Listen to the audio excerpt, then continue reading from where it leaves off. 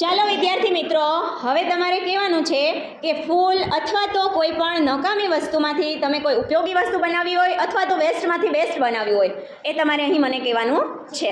બરોબર, સમજાઈ ગયું? જ્યારે ચાના કપમાં આપણે ચા પી અને ફેંકી દીધા હોય તો તે મેં કપ લઈ અને તેમાં આપણે દોરો અને એવું બધું કરીને અને મેં તેમાંથી તોરણ બનાવ્યું. તોરણ બનાવ્યું. ક્યાં છે તોરણ? આપણા રૂમમાં. ક્યાં છે બતાવ. અહીંયા રહ્યું આ તોરણ. વાહ, વેરી ગુડ. આવી હતી ત્યારે તમે પતંગ બનાવવાની કીધી હતી ને વેસ્ટમાંથી બેસ્ટ, ત્યારે મેં જો ત્યાં મમ્મીના જે સાડીના નીકળી ગયા હતા ને તેનાથી આ બધું લગાવ્યું અને આ જ્યારે મારી બેનનો હવન હતું ને તે વૈધા હતા ને તે એનાથી બનાવ્યું અને આ જ્યારે સાડીમાં મમ્મી ટાંકતી હોય ને તે તેમાં સ્ટોન વૈધા હતા એનાથી બનાવ્યું. ખૂબ સરસ, બહુ મસ્ત પતંગ બનાવી. કેટલામાં નંબર આવ્યો તો? પહેલો. સરસ, વેરી ગુડ. દિવાસળી જ્યારે હતી ત્યારે મેં દિવાસળીની મદદથી આ બનાવ્યું. સુશોભન, વર્ગ સુશોભન માટે. બરોબર, ખૂબ સરસ. ઝીણી કારીગરી છે. જુઓ, મેરી માટીનો રથ આવ્યો હતો ત્યારે મેં ફૂલમાંથી સરસ મજાનો એક ગુલદસ્તો પણ બનાવ્યો હતો અને મેં એક વેસ્ટમાંથી બેસ્ટ ક્લાસને શણગારવા માટે મેં એક તોરણ પણ બનાવ્યું હતું. ક્યાં છે? અહીંયા.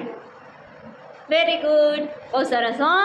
અને જ્યારે પતંગ સ્પર્ધા હતી ત્યારે મેં પતંગ પણ બનાવી હતી જેમાં મારે 3જો નંબર આવ્યો હતો. ખૂબ સરસ. છે પતંગ? હા. ક્યાં છે?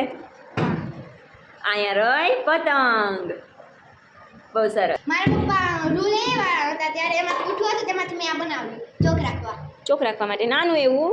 બીજું શું યુઝ કર્યું છે આમાં? સ્ટોન અને બાકસના વોટર કલર અને બાકસના ખોખા. વેરી અને ગુડ. મેં પતંગ પણ બનાવી. આવડી મોટી પતંગ બનાવી હતી. જો, ખૂબ સરસ. વૃંદા, તે શું બનાવ્યું બેટા? જ્યારે અમારી ઘરે નકામાં કોથળા ડુંગળીના ભરવાના હોય ને તે કોથળા નકામા હતા ને તેમાંથી આ ફૂલદાની બનાવી. વાહ, ખૂબ સરસ ફૂલદાની બનાવી છે. હો, વેરી ગુડ. મારી પાસે નકામા કોથળા હતા ત્યારે મેં કોથળાની મદદથી અને દોરાની મદદથી મેં આ તોરણ બનાવ્યું. 2 શોપીસ બનાવ્યા છે. બહુ સરસ. હો. ચાના કપના મેં ત્રાજવા બનાવ્યા. ત્રાજવા બનાવ્યા હતા. પછી એ કામ કરતા હતા? હા. હા, સરસ.